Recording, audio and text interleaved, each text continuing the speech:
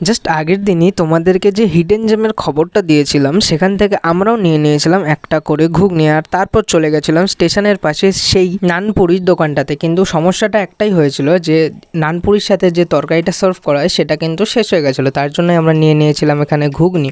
তা নিয়ে আমরা চলে এসেছি বাড়িতে। মোট আমাদের জন্য 20 পিস মতো নান রেখে দিয়েছিল। আমি দিবাকরদা রতনুদা মিলে 3 জন মিলে ভাগ করে নিলাম।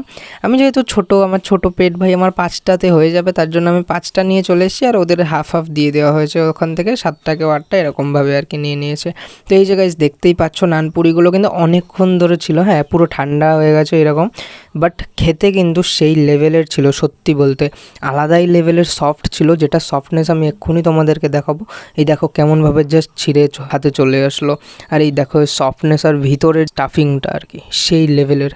আমি তো না এইভাবে খেলাম, দিবাকরদা আবার কিন্তু অন্যভাবে খেয়েছিল ভাই।